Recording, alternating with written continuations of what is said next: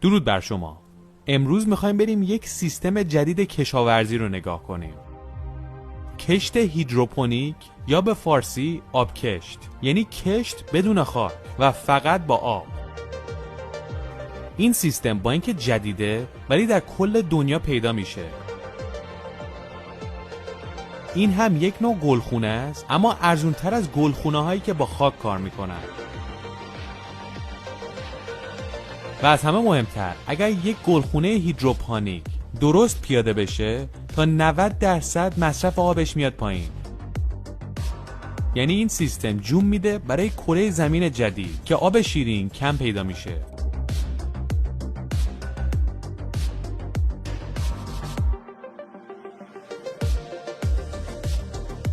این مزرعه ها چند جور مختلف پیاده میشن. بعضی ریشه ها توی شنه که با آب مخلوطه، یا همین که ریشه خودش مستقیم توی آبه. اینها روی آب شناورن و ریشه گیاه ها درون آبه. به همین راحتی محصول فراوون به دست میاد.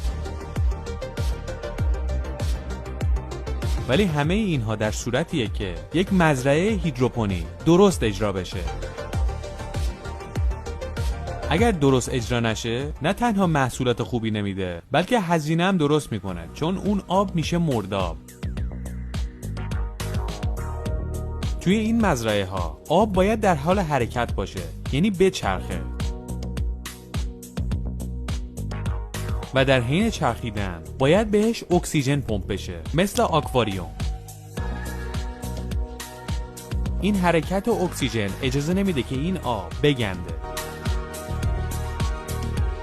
تو گلدون هایی هم که ریشه در شن قرار داره، از یک لوله نازک آب میاد توش، از یک لوله دیگه میره بیرون و گردش ادامه داره.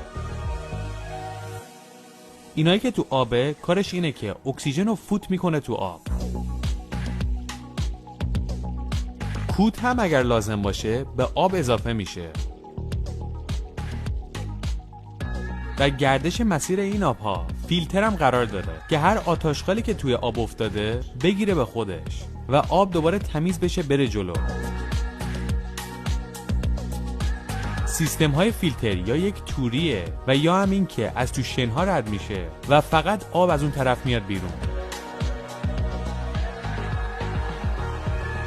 گلدون هایی که روی آب شناورن میتونن جابجا بشن، برعکس گلخونه عادی که جابجا شدن خیلی سخته.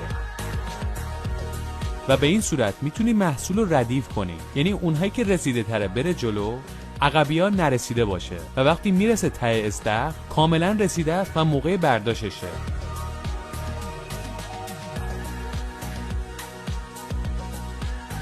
برای به دست آوردن محصولات این چنینی، این سیستم ها 100% به نفعه.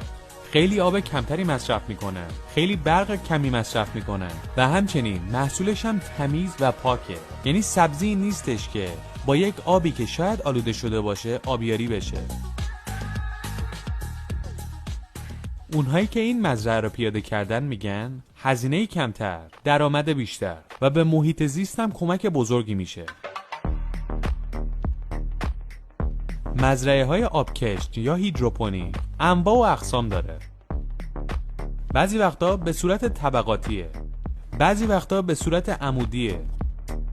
خونگیش هم هست که درست میکنن تو خونه سبزی کاری میکنن بدون اینکه باغچه بخواد یا علف کشی داشته باشه.